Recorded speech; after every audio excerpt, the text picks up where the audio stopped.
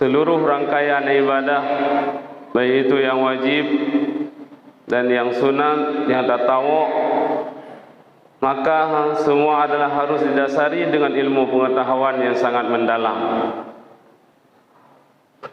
Contoh yang biasa adalah salat. Sembahyang bila tidak didahului dengan rukun qalbi, rukun qauli dan rukun fi'li, maka salat kita yang menjadi utang ataupun kewajiban yang sangat lebih pokok kepada Allah Subhanahu wa taala berujung kepada fatal dikarenakan tidak memiliki ilmu pengetahuan yang sangat mendalam, yang mendetil di dalam persoalan salat, mulai dengan takbiratul ihram sampai dengan salam. Begitu juga dengan hal-hal yang lain. Perlu dengan adanya ilmu pengetahuan yang mantap, yang menjiwai. Kadikala kita beribadah kepada Allah Subhanahu wa taala, maka ibadah kita akan diterima oleh Allah Subhanahu wa taala. Man amila bila ilmin fahuwa mardudatun. Barang siapa yang mengerjakan suatu amal kepada Allah Subhanahu wa taala tidak didasari dengan ilmu pengetahuan, maka amalan tersebut ditolak oleh Allah Subhanahu wa taala.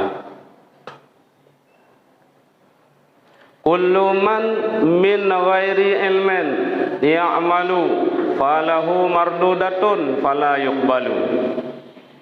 Dalam kitab-kitab Mu'tabar juga dijelaskan, siapa saja dengan tidak mendasari ilmu pengetahuan yang dia lakukan amalan tersebut kepada Allah Subhanahu wa taala, amaluhu mardudatun, amal perbuatan hamba tersebut adalah ditolak, la yuqbalu, dan tidak diterimakan di sisi Allah Subhanahu wa taala. Kaum muslimin yang dirahmati oleh Allah Subhanahu wa taala, maka persoalan ilmu adalah samping adalah kewajiban bagi kita untuk memiliki, untuk menjiwai, dan kepada yang lain yang bersangkut paut dengan kita adalah seperti anak, istri dan saudara sekarib. Wajib kita beri ilmu pengetahuan.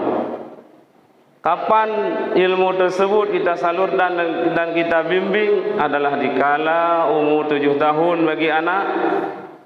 Apabila dia tidak mau mengerjakan salat, maka harus kita marah, tadhut, tabli apa surah masa adanya. Umur 10 tahun kita pukul dengan pukulan yang memberi adab, bukan pukulan yang ta'dzib yang menjadi azab. Dan apabila dia sudah balik, maka dia sudah menjiwai, sudah mughadabah, sudah sering dengan kita ajarkan mulai dari umur 7 tahun, 10 tahun, maka dia di saat amalan anak kita sendiri yang menjadi ATM karena bakdroi masing-masing yang hana jariah kepada gedayo. Apabila segolong balik anaknya memang amal yang dipubur bila sip syarat dan rukun, maka kembali kepada orang tuanya. Kalau dia sudah akil balik, sudah diberatkan hukum menurut kacamata agama, maka dia adalah sudah ditulis pada bukunya sendiri, yaitu pada anak kita. Muslimin yang dirahmati oleh Allah Subhanahu wa taala,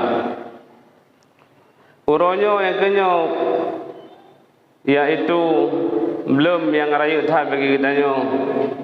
Kalau kita adalah disibukkan dengan kegiatan-kegiatan baik mencari nafkah atau kegiatan-kegiatan yang lain yang kadang-kala danyo seput malam baru truk tu rumah baru dah rempok kalon wajah anak tu, maka nyo ke yang berujung yang lebih fatal bagi anak kedanyo. Kadang-kadang memang ke kedanyo jih madap tapi di saah jih sampai kerodoi yang memang pergaulan bebas, yang bak jaroi memang hana jauh daripada HP, yang uronyo memang katanya menjadi membabi buta bagi kedanyo, malah petaka bagi kedanyo orang Islam.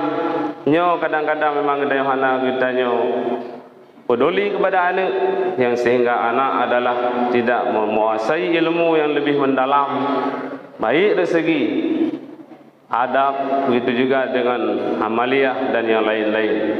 Karena bicara ilmu adalah harus tertunai ilmu fardu ain,